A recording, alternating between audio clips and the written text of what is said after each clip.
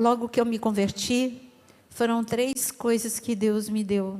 E uma delas foi paixão pela volta de Cristo. E eu era adolescente. E o Senhor sempre falou comigo.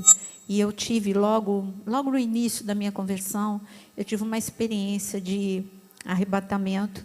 E Deus me fez uma promessa, que eu estaria viva no grande avivamento, antes da sua volta. Então, eu sei que nós estamos às portas de tudo que está acontecendo. Eu tenho gastado muito tempo, ou melhor dizendo, não é gastar, é ganhar tempo, falando da volta de Cristo. Parece que muitas pessoas esqueceram de falar desse assunto, e hoje nós temos algumas pessoas negando, né, dizendo que não vai ter o arrebatamento.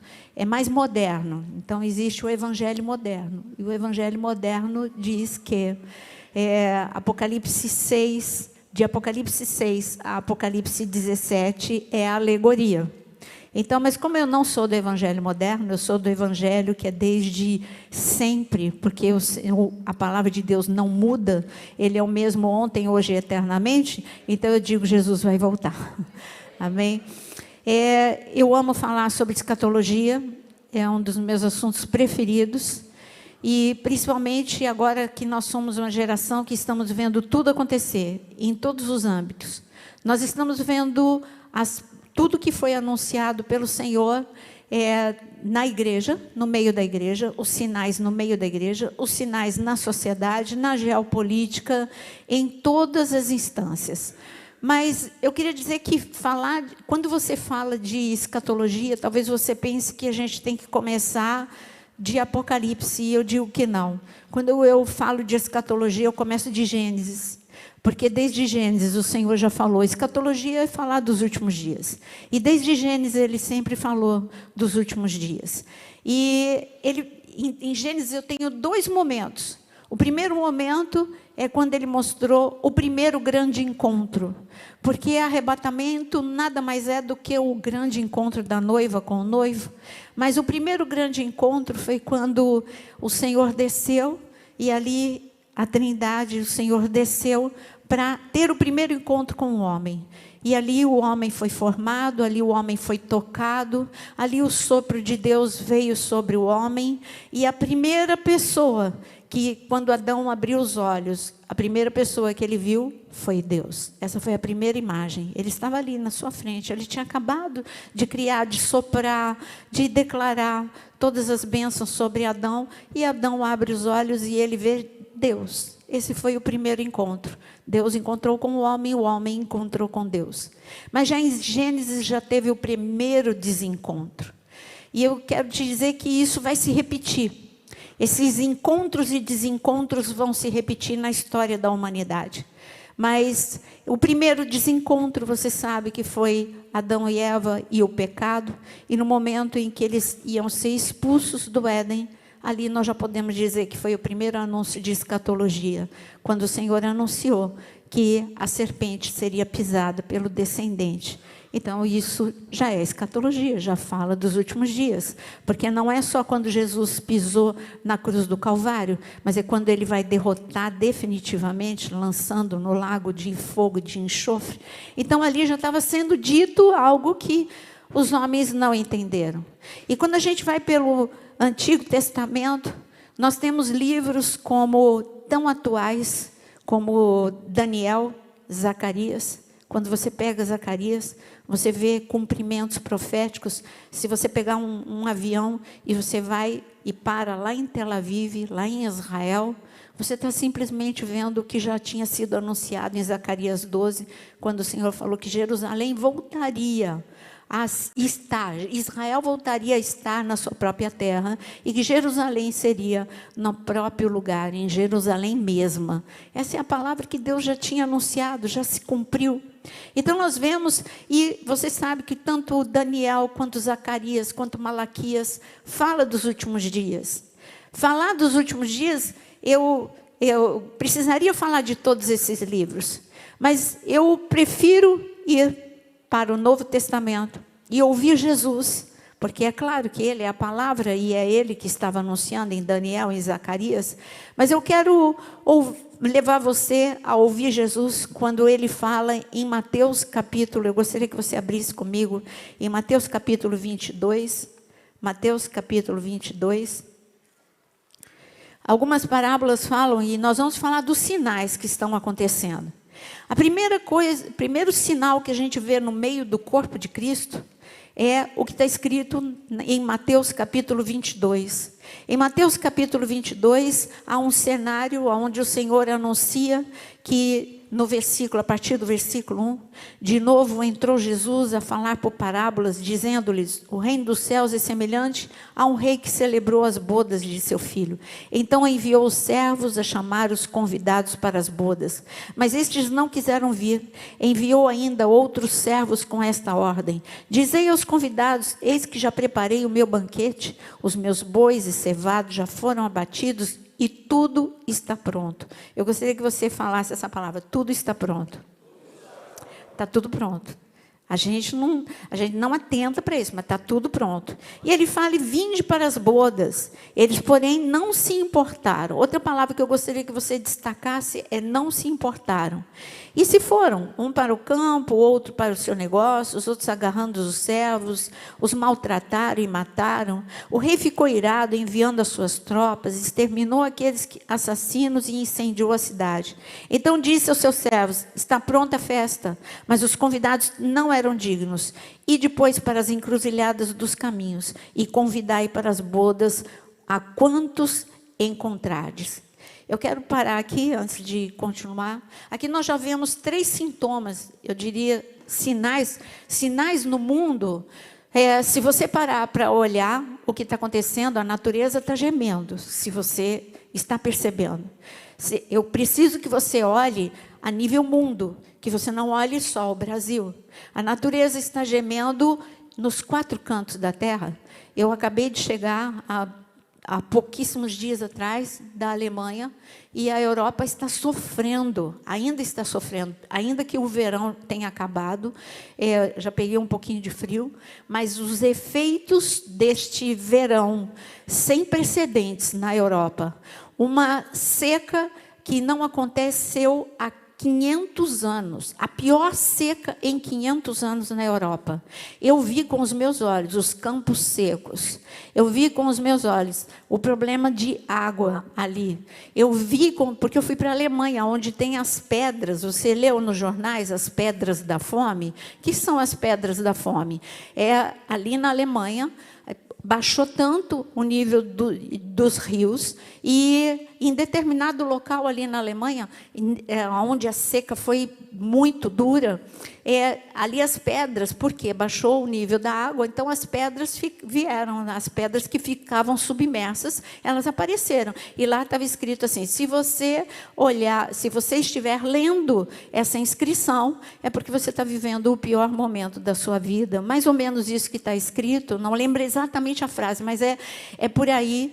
E então quem escreveu é porque viveu uma seca desse nível há 500 anos atrás. E agora foi possível ler essas pedras que estavam submersas.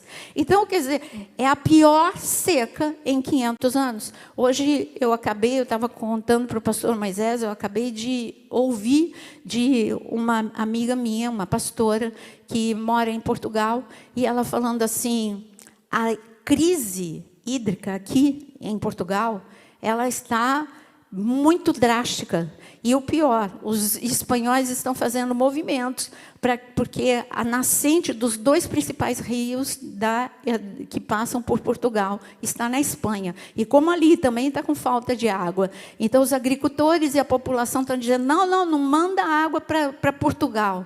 E ela fala assim, olha, aqui os cientistas já estão dizendo que daqui 8 anos... essa crise que a gente está vivendo não é nada. Daqui 8 anos, nós vamos viver algo pior do que a pandemia, mas aí é a crise hídrica. A Bíblia já falava disso, sempre falou. Quando a gente vê Apocalipse, vai ter seca a nível de secar completamente o rio Eufrates. E tudo bem, isso é na grande tribulação, mas só que nós estamos vivendo, sabe o quê? Princípio das dores. No princípio das dores, é muito semelhante ao que, é claro que é muito mais acentuado na grande tribulação. Mas no princípio das dores, pergunta para qualquer grávida. No princípio das contrações, principalmente se for o primeiro filho, ela acha que ela está morrendo já. No princípio das dores. Mas depois você já tiver do segundo, terceiro, não, isso não é nada comparado com quando estiver bem perto, com o final, né? Quando estiver no final, nas últimas contrações, é muito pior. Então, aí ela já sabe por experiência. Mas a mãe de primeira viagem pensa que já está morrendo nas primeiras contrações. Nós estamos vivendo as dores de parto, o princípio das dores. Quem disse isso foi Jesus, em Mateus capítulo 24. Então, quando você vê aqui, você fala, e o que você abriu em Mateus capítulo 22? Mateus capítulo 22 fala de alguns sintomas dentro da igreja. Os sintomas dentro da igreja é não se importar. O que você leu comigo aqui, no versículo 5, é não se importaram com um convite. O convite aqui está falando das bodas do Cordeiro, que é um momento específico que vai acontecer depois do arrebatamento.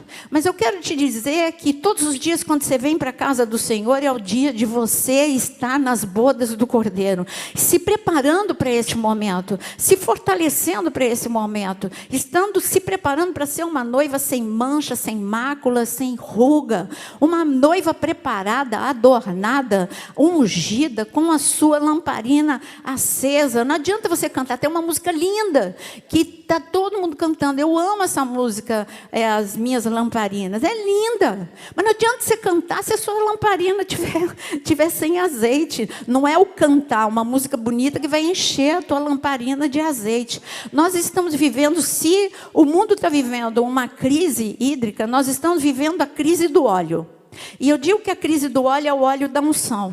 Uma crise do Espírito Santo. Se Deus pudesse colocar, do mesmo jeito que durante a pandemia você precisava para entrar na igreja, ver como é que estava a sua temperatura, se tivesse ali obreiros ou quem fosse ali, e Deus desse uma maquininha para a gente, para medir o nível da unção, muita gente ia ter que voltar para casa. Meu filho, vai, se prepara, ora mais, porque aqui você completa, mas não é que você tem que estar sempre, aqui você vai ficar cheio, mas você não pode vir para cá sem ter uma vida de oração, sem ter uma vida com Deus. Você precisa vir aqui para complementar aquilo que você tem na tua casa, porque senão não adianta, o que você receber aqui vai embora, vai escoar. Você precisa vir aqui já com o odre, não com o odre velho, você ser um odre novo, e odre novo é todo dia, segunda, terça, quarta, quinta, sexta, não é só domingo.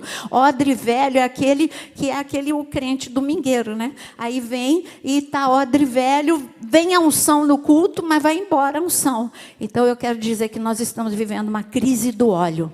E a crise do óleo é não se importar com os recados de Deus. O recado de Deus é, está tudo pronto. Você já pensou? Ele está falando isso para a igreja. Está tudo pronto. E você está pronto? Porque no céu está tudo pronto.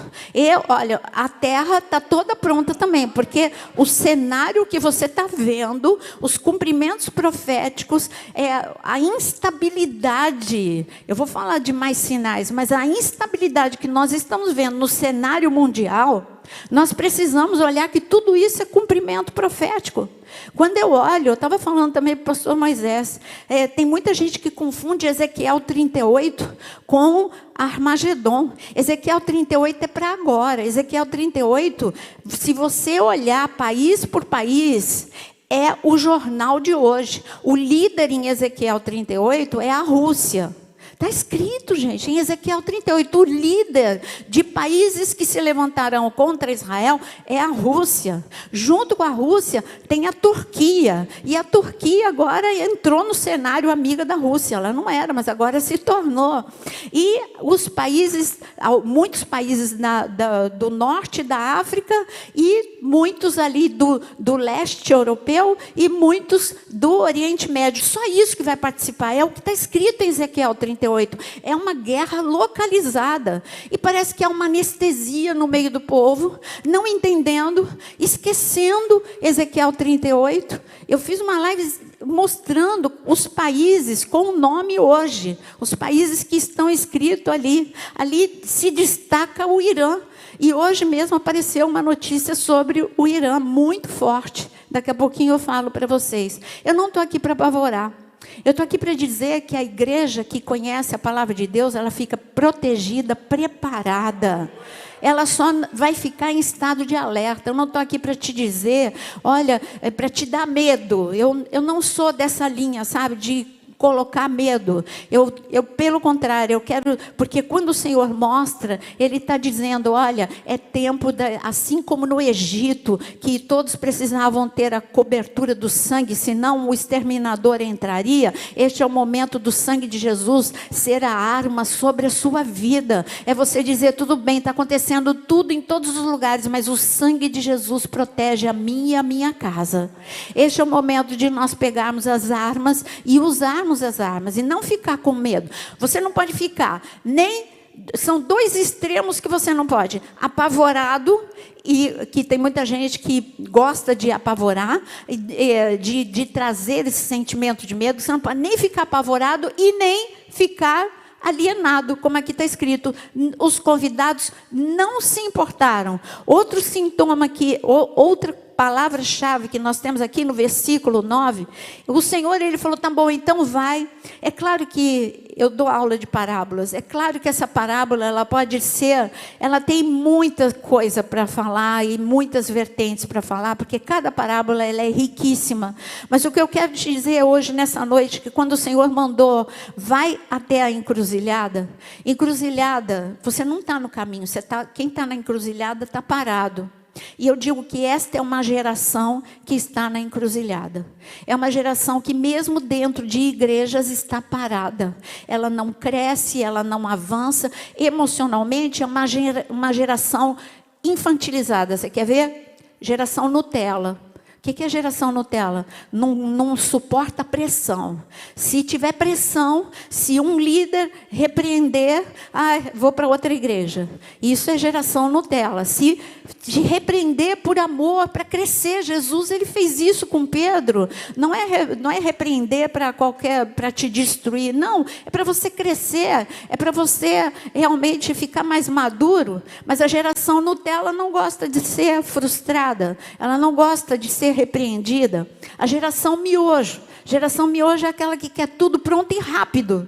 Então, se você não está conseguindo a tua bênção, porque é a geração mimada também, que quer bênção, não quer ter uma caminhada com Cristo, só quer o Deus da bênção. Então, se a bênção vier, e não vier logo, é porque a igreja está com problema. Eu vou para uma igreja que está na moda. Então, eu digo para você que isso é povo de encruzilhada, porque fica de igreja em igreja, e você nunca vai crescer, e você nunca vai ouvir a voz de Deus direito. Você vai ouvir a voz da tua alma. É a voz da tua alma que sempre vai gritar. Eu quero, é para mim, é a geração. Jesus disse em Mateus 24, o amor se esfriaria. Pessoas egoístas, eu quero. Você não quer um relacionamento com Deus, você quer ser abençoado. Quem não quer ser abençoado? Não tem problema em ser abençoado, mas um relacionamento é eu querer ouvir a Deus, mesmo quando tudo vai mal. Quando tudo vai mal é entender que no silêncio Deus fala. Aliás, essa palavra, eu tenho um amigo judeu que mora, eu vi que tem aqui um judeu, tem um amigo meu judeu que mora no meio do deserto, e o nome dele é Davi, e ele se converteu, foi uma conversão fenomenal, e na Índia ele achou um Novo Testamento no chão. Alguém se converte desse jeito na Índia, com um Novo Testamento? Quando Deus quer te cercar, Ele cerca. E quando ele voltou para Israel, convertido sozinho, ele foi e ele mudou para o deserto. O pai dele o desertou. Ele foi para o deserto e o pai dele o desertou. Ele era de uma família riquíssima e o pai disse, eu prefiro você ateu do que você cristão. Então o pai desertou e ele foi morar no deserto. Eu fui visitá-lo nessa última vez. E eu perguntei para ele, Davi, por que no deserto? Ele disse assim, muito me surpreende você me perguntar, Naira. Eu fiquei olhando para ele. Você não dá aula de Mateus capítulo 24? Então, você sabe muito bem que quando vier a grande tribulação, depois do arrebatamento, os judeus que não aceitaram Jesus como Senhor e Salvador, eles vão ter que fugir para o deserto da Judéia. Então, eu vou deixar minha casa para eles. Eu falei, Davi, só você mesmo. Ele falou, eu vou ser arrebatado, mas vou deixar, por enquanto, eu alugo para Airbnb. Mas depois, quando eu for no arrebatamento, eu deixo aqui minha casa pronta para quem tiver que passar pelo deserto da Judéia. Você pode achar estranha essa atitude, mas é de quem realmente se converteu e está acreditando, isso aqui vai acontecer, isso vai acontecer, e o meu povo, se não se converter a tempo, meu povo vai sofrer. Então ele tem uma mente, é para hoje, é para agora, ele não tá como muitos negando, não vai acontecer, e eu digo para você, vai acontecer. Agora, quando eu olho para a palavra, emocionalmente, o que é que está acontecendo com as pessoas? Em Lucas capítulo 21, que é o mesmo texto que a gente vai abrir daqui a pouco em Mateus capítulo 24, só que Lucas acrescenta algo. Eu peço para você abrir em Lucas 21, mesmo que a gente vá abrir depois em Mateus 24. Porque Lucas acrescenta algo que é o que está acontecendo agora. Porque os pastores me pediram, fala o que está acontecendo, fala dos sinais do que está acontecendo. Então, antes de eu falar dos sinais do que está acontecendo no mundo, eu quero falar dos sinais que está acontecendo na igreja. Então, eu disse, uma igreja parada na encruzilhada, e Jesus é o caminho, a verdade e a vida. E eu digo, se você estiver paralisado pela dor, se você estiver paralisado pela angústia, eu digo que hoje é dia de sair da encruzilhada e você caminhar por um caminho de graça, de unção, se preparando para as bodas do Cordeiro. E aqui está escrito em Lucas capítulo 21, são dois momentos que eu quero que você leia comigo. O Senhor fala sobre o princípio das dores, no versículo 7. Eu amo subir no Monte das Oliveiras, porque este sermão ele foi falado momentos antes de Jesus ir para o cenáculo. Então, em Mateus, por exemplo, se você ler em Mateus capítulo 24, ele sobe, ele fala o sermão, ele fala aqui o sermão, esse sermão da última hora, que não é o sermão da montanha, é o sermão no Monte das Oliveiras, que fala sobre os últimos dias. Ele já estava em Jerusalém e ali ele entregaria a sua vida. E então, esse sermão, ele está escrito no versículo 7. Perguntaram-lhe, mestre, quando sucederá isso? E que sinal haverá de quando essas coisas estiverem para se cumprir? Respondeu ele, vede que não sejais enganados, porque muitos virão em meu nome, dizendo, sou eu, e também chegou a hora, não os sigais. Quando ouvirdes falar de guerras e revoluções, não vos assusteis, pois é necessário que primeiro aconteçam essas coisas, mas o fim não será logo. E então lhes disse, levantar-se-á nação contra nação, reino contra reino. Haverá grandes terremotos e epidemias e fome em vários lugares, coisas espantosas e também grandes sinais dos céus. Mas olha a promessa que o Senhor te dá no versículo 18 e 19. Contudo, não se perderá um só fio de cabelo da vossa cabeça, e na vossa perseverança que ganhareis a vossa alma. Quando você diz, olha os avisos do Senhor. Ele está falando sobre os últimos dias, ele está falando que vai ter guerras, revoluções, e é para a gente não se assustar, se levantarão nações contra nações. Parece que está tudo muito longe. Quando agora neste momento, quando eu fui inclusive na Assembleia de Deus, lá em Frankfurt, eu falei assim, eu ouvi a história de cada um deles, porque eu fiquei um tempo com eles, como é que eles tinham parado lá na Alemanha. E eu falei assim, eu ouvi a história de vocês. Eu sei qual é o motivo. Cada um de vocês acha que vocês vieram para a Alemanha, um porque casou com um alemão, outro porque casou com um alemão, outro porque veio jogar futebol, outro porque isso, outro porque aquilo. Mas eu digo que não é porque você quis. Deus preparou este momento para brasileiros estarem lá na Europa, que é o pior momento da Europa. Sabe para quê? Para que o grande avivamento aconteça, porque Deus tem uma promessa no Brasil, que o Brasil seria celeiro de avivamento. Eu falei, mas eu faço uma pergunta para vocês estão percebendo tudo que está acontecendo no quintal da casa de vocês? Não é porque a rainha da Inglaterra morreu, tá? E o que tem a ver a rainha da Inglaterra morrer? Porque se levantou o rei Charles agora como sucessor, e o que tem a ver isso? Ele é tão inexpressivo, o que tem a ver isso? Tem muita coisa a ver. Ele está lá no Fórum Econômico, ele está lá com toda a linha de pensamento do Fórum Econômico. É todo um cenário preparado. Aquele Fórum Econômico, ele é todo um fórum preparado, é um cenário preparado para o anticristo. Nós estamos vendo, é como peças de xadrez, Deus está mudando e ninguém está percebendo. Aí vem uma notícia, o Papa está para renunciar. Então, está tudo acontecendo ao mesmo tempo. E aí tem a guerra da Ucrânia e da Rússia. Ah, mas está lá, não tem muito a ver comigo. Como que não tem a ver com você? Nós já sentimos aqui, bem longe. A gente sente o efeito aqui. Quando está faltando medicamentos, está faltando insumos, está faltando tantas coisas por efeito da guerra. Agora, a Europa, eu falei para eles, está tudo acontecendo no quintal de vocês. Vocês não estão percebendo que o negócio não é Rússia e Ucrânia? O negócio é que a estátua de Daniel já está se cumprindo, porque aos pés, a estátua de Daniel, Deus contou a história para Daniel, a história da humanidade, da Babilônia até os últimos dias. Nós somos, quem crê que nós somos a última geração, que nós somos os últimos trabalhadores?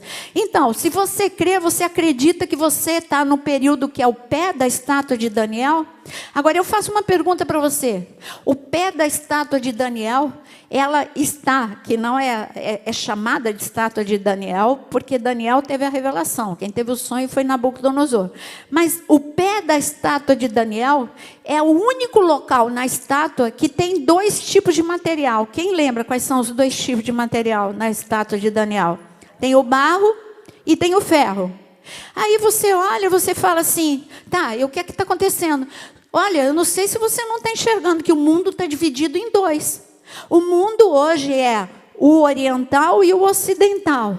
Quando você olha para a guerra da Ucrânia, o mundo está dividido em dois. Os países que apoiam a Rússia é um bloco, que é o bloco oriental. Ali você encontra países do Oriente Médio, mas você encontra um bloco oriental, é a China que apoia a Rússia. E você começa a ver, gente, o mundo está dividido em dois. É a OTAN e os países ocidentais, e é a Rússia e os países orientais. Então eu estou aqui, o mundo está escuta, sabe, especialistas, pessoas que analisam, nem são cristãos, só analisam a situação do mundo. Eles estão falando, o mundo está dividido em dois. Aí eu virei para o meu marido e falei, eles precisam ter estudado tudo isso para saber que o mundo está dividido em dois. O Senhor sempre avisou que nos últimos dias o mundo estaria dividido em dois. Este é o mais forte sinal que nós enxergamos hoje. A estátua de Daniel se cumprindo. Nós vemos com os nossos olhos e nós sabemos, nós somos os trabalhadores da última hora. E por que na parábola dos trabalhadores da última hora, nós recebemos tanta a recompensa, o galardão, a gente vai receber tanto quanto os primeiros trabalhadores, Abraão, Moisés. Eu acho que Abraão vai olhar assim para a gente. Eu calculo que Moisés, Abraão, e eles vão olhar para a gente e falar, Deus, eu morei no deserto, fui fiel, eu não tinha ar-condicionado, eles tinham ar-condicionado. Eu tinha que andar, eles têm carro, eles têm avião. Paulo talvez aponte o dedo e fala assim, quantas viagens eu fiz em cima de animal, e em navio, e sofri. Quer dizer que eles vão receber o mesmo que eu. Como assim? Né? Porque quem fala isso é o próprio Jesus. Ele fala, porque questiona na parábola. O Senhor Jesus disse que os trabalhadores da primeira hora questionam. Por que os trabalhadores da última hora vão receber a mesma coisa? Mas o Senhor disse, cabe a mim isso, não é com você, eles merecem. E por que nós vamos merecer? Porque nós somos a geração que está enfrentando tudo tudo ao mesmo tempo, fora o espírito do anticristo que já está. Você não está vendo na política do nosso país? Nós já estamos vendo o espírito do anticristo, não é só na Europa, em todo o mundo. Nós estamos vendo hoje, os nossos valores estão sendo atacados. Quando eu digo os nossos valores, a gente não tem mais liberdade para falar, porque nós somos transmitidos. Então, quando nós falamos coisas que estão na Bíblia, pessoas vão querer proibir a gente, vão querer jogar pedra. Jogar pedra não é nada, mas calar a nossa voz, fechar a igreja, ou trazer multa, ou fazer isso, ou fazer aquilo. Então, o que eu quero te dizer, nós estamos acostumados. Olha como que é, a coisa vem devagarinho, e você vai se acostumando tanto que você começa a achar normal tudo que você está vivendo. Não é normal o que a gente está vivendo, não é normal o ataque às famílias, não é normal este nível de ataque às nossas crianças, não é normal o nível de ataque às igrejas, nada disso é normal, e tudo isso estava escrito aqui. Ele falou guerra, e quando a gente fala de guerra, agora a gente não olha só a Rússia e Ucrânia, nós estamos vendo que o mundo é como que se fosse um campo minado. A notícia que eu disse é que agora o Irã disse que vai responder à altura à Ucrânia. Peraí, como é que o Irã entrou agora nessa guerra? Porque a Ucrânia, quando foi agora no porto de Odessa, vieram drones e atacaram o porto de Odessa. Sabe de quem que eram os drones? Iranianos. Então, quando a Ucrânia viu que os drones eram iranianos, ela foi tomar uma medida. Então, os diplomatas vão sair daqui. Aí os iranianos falaram, vamos responder à altura. Gente, um país que já está sendo atacado pela Rússia, agora vem o Irã e diz, vamos responder à altura. E aí você fala, mas peraí, está todo mundo contra a Ucrânia? Não, não é a Ucrânia o alvo é Israel. E por que o alvo é Israel? Se você não leu as últimas notícias, eu quero te dizer que Israel fez um acordo milionário com a Europa para fornecer gás, porque Israel hoje é um grande produtor de gás. E o que a Rússia fez? A Rússia, ela reduziu 40% do fornecimento de gás para a Europa, que vai enfrentar um inverno duríssimo sem gás, ou com um gás caríssimo. As igrejas estão pensando em fechar e voltar a ser em casa. Pelo menos a Assembleia de Deus de Frankfurt diz que essa vai ser a medida deles, porque sem aquecimento não dá para ficar na igreja. Então, gente, olha a instabilidade que a gente está vivendo. O Brasil é um país que se a gente não tomar cuidado, a gente fica alienado, porque nós não estamos ali naquele epicentro. Então, olha, eu tenho uma igreja no Japão. 3 milhões de pessoas no Japão, que é um país desse tamanho, foi evacuado por causa do tufão que passou ali. Isso foi a semana passada. Ao mesmo tempo, um terremoto de mais de 7 pontos ali no México. Tudo ao mesmo tempo. A natureza está gemendo. A política é o que o Senhor falou aqui. Os países estão assustados. Ele falou, não se assuste. Repete essa palavra comigo, não se assuste. Jesus falou, não se assuste, porque o mundo vai ficar um campo minado. Quando que há 2 anos atrás, há 1 ano atrás, se eu dissesse para você de guerra, você estava só preocupado com o que está escrito aqui. Aqui está escrito epidemias.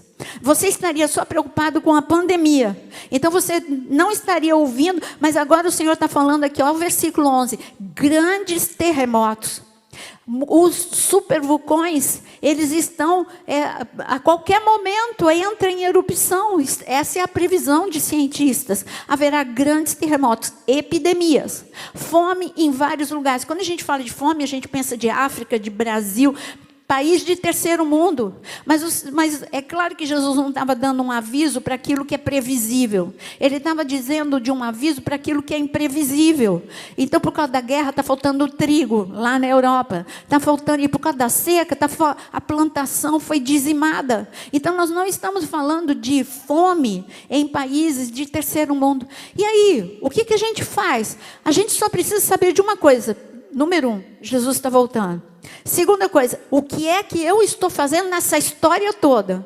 Como é que eu estou me preparando? Eu vou perder esse grande encontro? Você viu que em Gênesis, tudo é uma questão de encontro com Deus. Gênesis foi o grande encontro e Adão teve o desencontro. Agora vai ter Jesus, ele não aguentou, ele veio antes do tempo, como os próprios demônios disseram quando viram, falaram, o que você veio fazer antes do tempo? Jesus veio no 4º dia da humanidade, e Jesus, quando a humanidade completou 4.000 anos, então Jesus veio antes do tempo, porque por amor a você, para trazer redenção, salvação, arma, para você suportar, senão a gente não ia suportar, ele sabia disso, que a gente não iria suportar até o final do 6º dia, que são os 6.000 anos da humanidade. Eu não sei se você acompanha, eu amo acompanhar, eu amo cultura judaica, para entender profecia. O ano passado foi Shemitah. Shemitah é o ano sabático. O ano sabático, ele sempre no ano sabático, eu não tenho tempo aqui, mas sempre no ano sabático, sempre acontece alguma mudança no mundo. Assim aconteceu, foi no ano sabático que a guerra dos 6 dias aconteceu e muitas outras coisas aconteceram em ano sabático.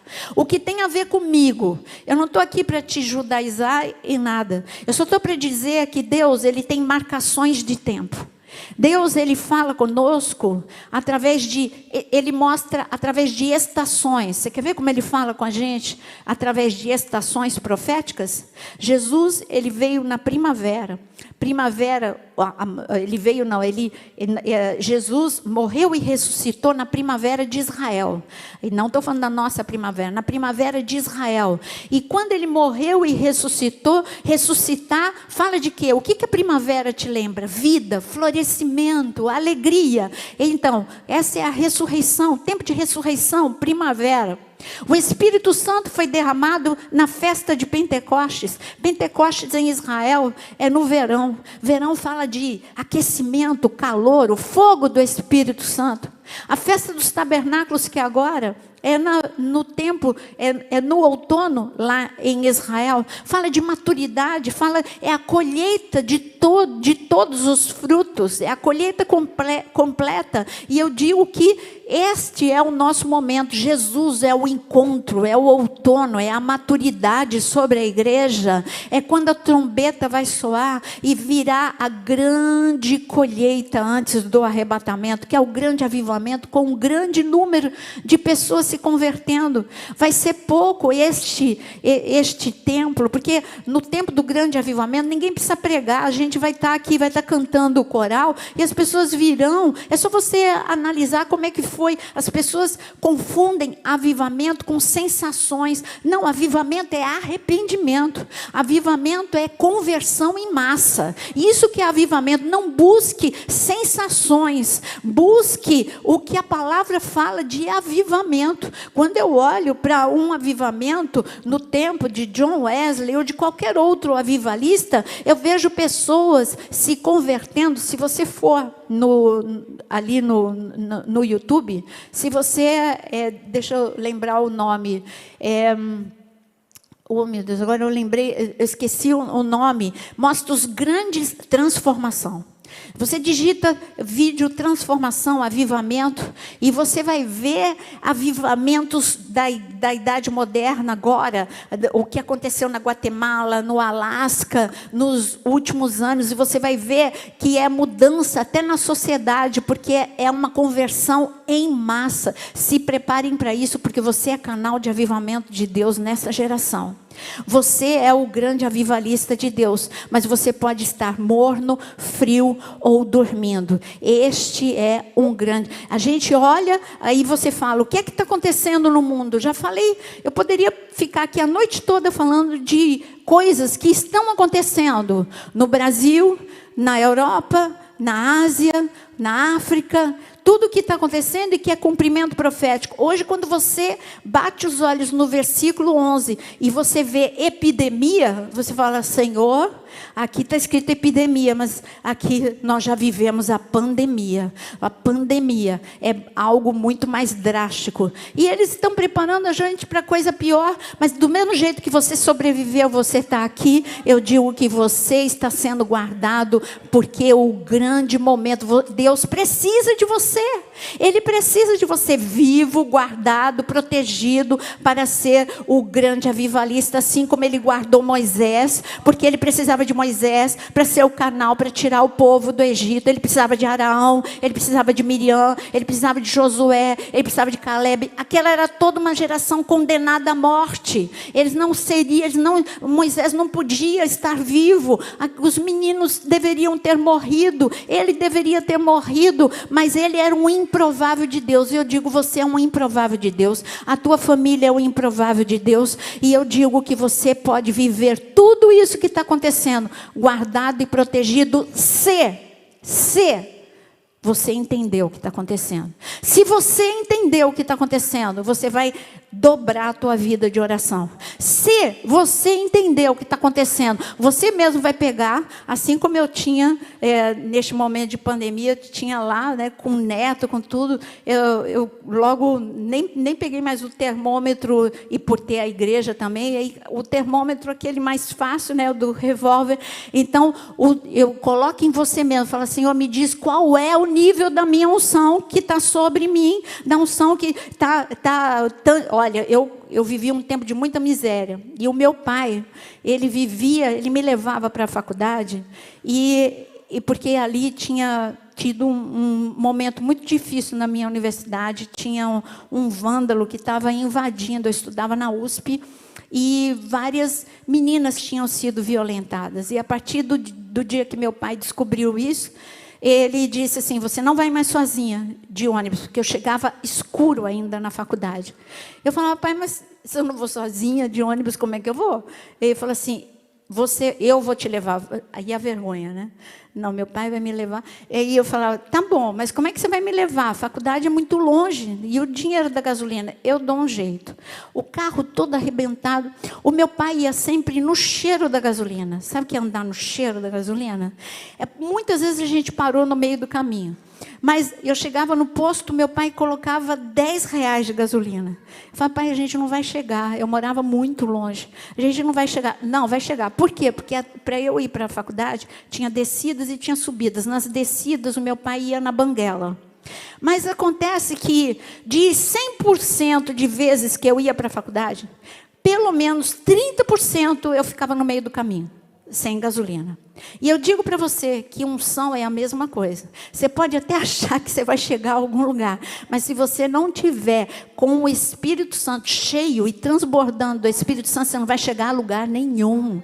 Nem como família, nem vida profissional, em nada na sua vida. Neste momento que nós estamos vivendo, esse momento de tantos riscos, de tantos perigos, se você não atentar, você não vai chegar até o fim. Mas eu sei que você quer chegar até o fim. E que hoje você vai clamar, Senhor, aviva o meu coração. Você cantou uma música aqui, me aviva o meu coração. Eu preciso estar com a temperatura superaquecida. Mas voltando a Lucas capítulo 21, no versículo 34, ele diz, veja o que ele diz em Lucas 21, 34. Outro sinal que acontece no meio da igreja. Ele diz o seguinte, acautelai-vos por vós mesmos. Então, ele está mandando você cuidar da sua própria vida, está vendo? Não sou eu que estou falando, é Jesus. Acautelai-vos por vós mesmos, para que nunca vos suceda que o vosso coração fique sobrecarregado com as consequências da orgia, da embriaguez, das preocupações deste mundo, para que naquele dia não venha sobre vós repentinamente como um laço, pois há de sobrevir a todos os que vivem, olha como esse aviso é para hoje e para agora, versículo 35, pois há de sobrevir a todos os que vivem sobre sobre a face de toda a terra. Vigiai, pois, a todo o tempo, orando, para que possais escapar de todas as coisas que têm de suceder e estar em pé na presença do Filho do Homem. Gente, aqui é muito aviso para só 2 versículos. Primeiro, ele está dizendo que os últimos dias são dias de muito pecado. Alguma dúvida sobre isso? Muito pecado. É o que nós estamos vendo. Coisas que nós nunca acreditamos. Se alguém contasse para a gente há 10 anos atrás que nós estaríamos vendo este nível de abominação e de pecado no meio da sociedade, você não acreditaria. Porque você diria, não, isso é só para a pessoa que está muito longe do caminho de Deus. Mas hoje a gente vê isso muito perto de nós.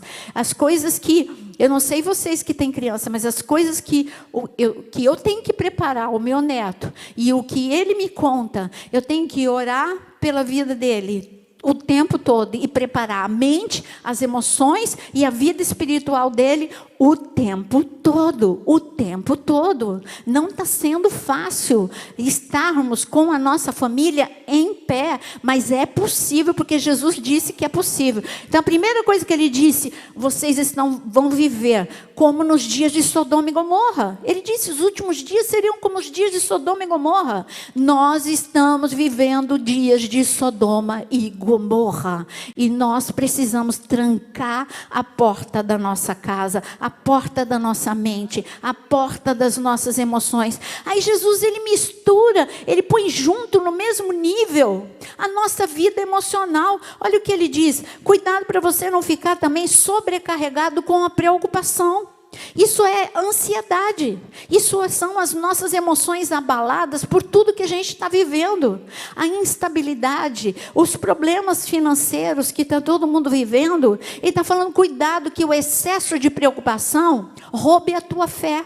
Você não pode deixar que fé e esperança sejam roubados do teu coração. Põe a mão no teu coração e fala, Senhor, renova em mim, renova a medida de fé que foi roubada, renova o nível de esperança que foi roubado de dentro do meu coração.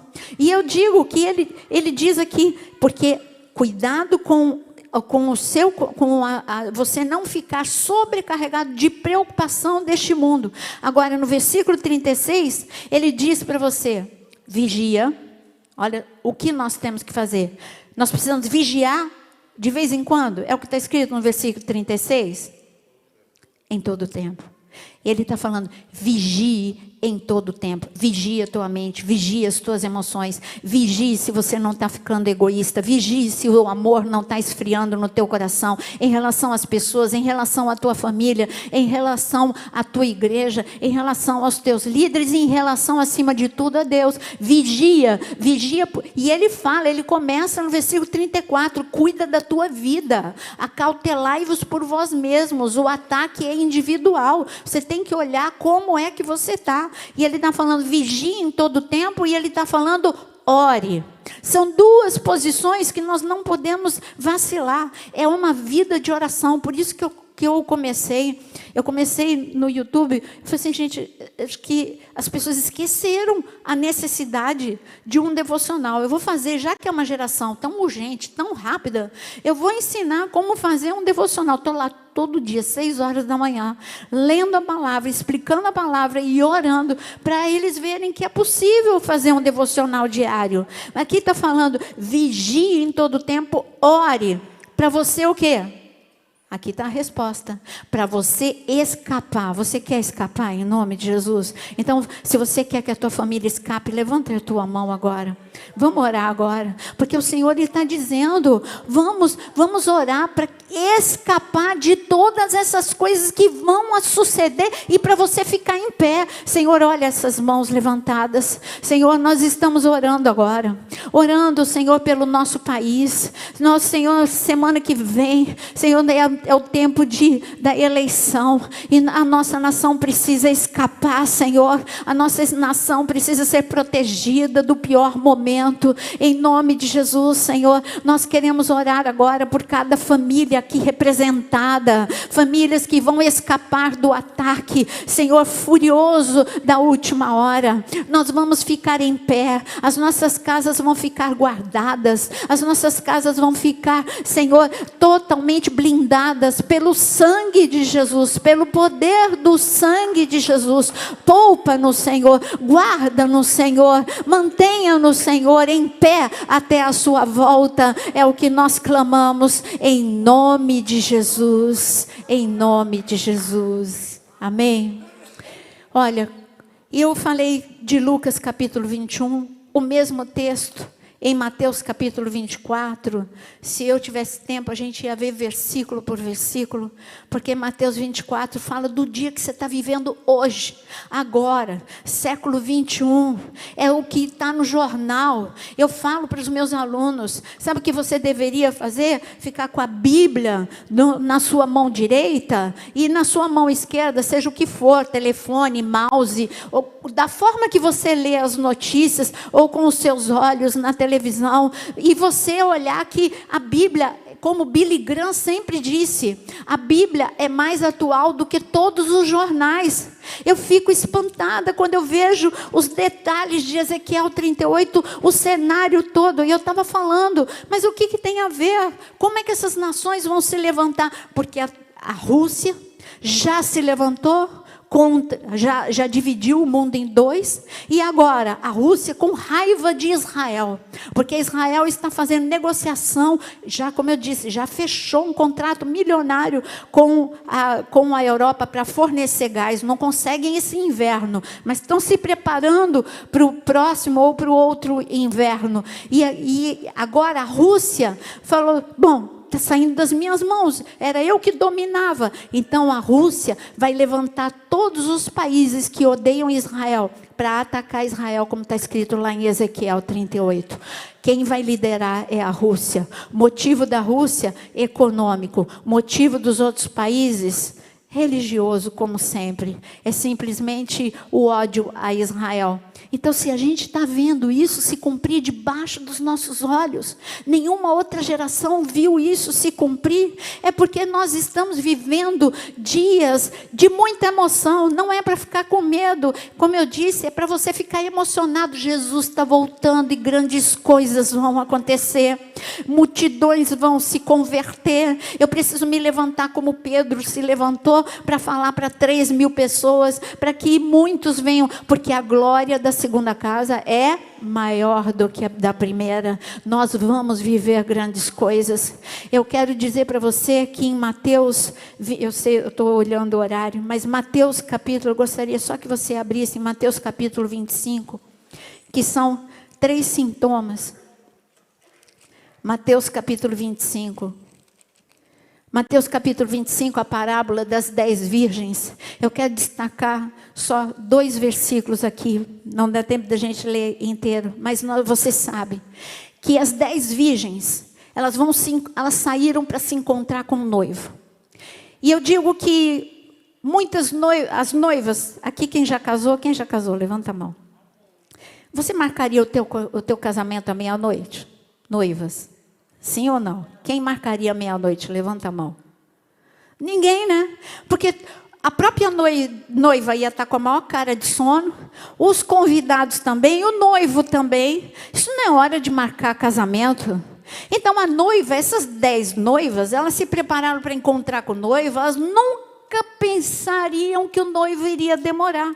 Elas achavam que elas iam casar um casamento romântico, no início da tarde, de manhã, em algum momento adequado. Mas o noivo demorou. E quando o noivo demorou, as 10 dormiram. Gente, você que já casou, o seu vestido ele fica direitinho quando você vai dormir? Aí as noivas deitaram, está escrito aqui, as 10 deitaram, as 10 dormiram, o vestido ficou amassado, e E o cabelo, ficou direitinho? Não, o cabelo ficou amassado também. Será que maquiagem, ou tudo que ela tinha se preparado, ficou direitinho? Ela tirou o sapato, quem é que dorme de sapato? Ela tirou o sapato aí, o salto, né? Então ela tirou o sapato, o vestido amassou, ela estava descalça, desgrenhada, cabelo todo amassado, todo descabelado. De repente ela ouve um grito. E o grito que está aqui, de repente, olha o que está escrito no versículo 6, Mateus 25, 6. Está escrito: mas à meia-noite ouviu-se um grito, eis o noivo sair ao seu encontro. Se você me perguntar que horas o corpo de Cristo está vivendo, eu quero dizer que todos nós dormimos. Todos nós. Porque o noivo, ele tardou, ele demorou para nós, para o nosso conceito. Eu me converti já ouvindo dizer que Jesus ia voltar. Então, para o nosso conceito, foi Jesus está demorando, mas eu nunca perdi a esperança. Mas não foi esse ano, não foi o outro, não foi. Talvez seja o meu neto que vai viver isso. Mas hoje eu sei que sou eu que vou viver e é você que vai viver. E eu fiquei em pé, falei, deixa eu arrumar meu cabelo, deixa eu pôr o salto, deixa eu ver onde a minha roupa está amassada, deixa eu ficar bem preparada, porque o noivo está chegando e o Espírito está gritando para a igreja. O Espírito está gritando: sair, igreja, ao seu encontro. Você está acomodada, você está na zona de conforto. Viver preparado. Eu estou dando exemplos de Israel, porque eu vou muito para Israel. E eu tenho o pastor Moisés, ele conhece o Eli Bar Davi. Qual é a frase do Eli, pastor? Quando a gente pergunta para ele como que é viver num lugar da maior instabilidade do mundo, ele disse para a gente: eu vivo como se todo dia fosse o último dia. Ele falou: eu tenho certeza, porque o pai dele se converteu de uma forma espetacular, né, pastor? É um testemunho enorme, não dá tempo de eu falar aqui, mas o pai dele, no momento da conversão, ele teve duas revelações. Primeira revelação, Deus falou para ele: você vai estar vivo quando Israel voltar a ser nação. Isso ele falou com o pai do Eli em 1937 e 38. E de repente este homem está vivo e dentro de Israel. E o Eli, ele conta que ele só viu o pai dele chorando muito. Deus me prometeu, eu estou dentro de Israel. E Israel voltou a ser nação. Essa é a primeira parte do que ele prometeu para mim. A segunda parte, ele falou: é a tua geração, são os teus filhos que vão viver o arrebatamento. E o Eli está vivo, o Eli é filho dele. E o Eli sempre fala, quando a gente se despede, ele diz para a gente assim: se eu não te vejo aqui em Israel, porque ele disse, Israel a qualquer momento fecha as portas.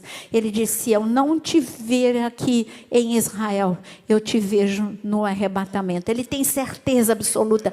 Eu tenho essa certeza absoluta. Você precisa ter essa certeza absoluta.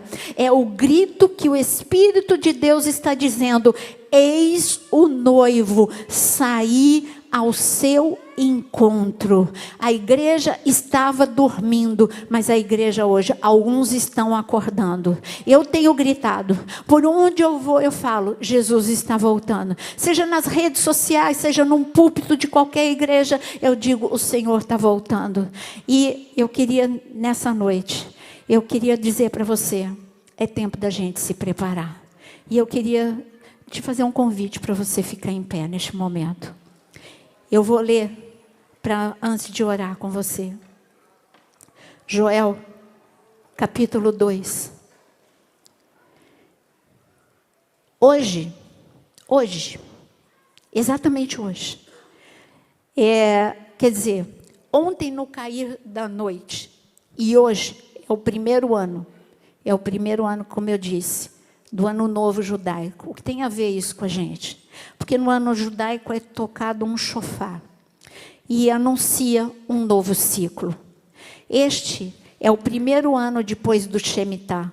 Como durante o ano sabático não se pode colher, então não pode plantar e nem colher, o ano seguinte Deus faz um teste com a nação que confia nele. Olha, vocês vão colher de uma forma sobrenatural. Israel sempre acreditou e sempre eles tiveram uma colheita sobrenatural daquilo que eles não plantaram. Sabe o que eu quero dizer sobre a sua vida? Hoje o chofar de Deus está tocando sobre a sua vida. Este ano você vai colher aquilo que você nem plantou. É um ano sobre a igreja do Brasil diferente. É um ano que a igreja... Você reparou que essa eleição trouxe algo que é unidade?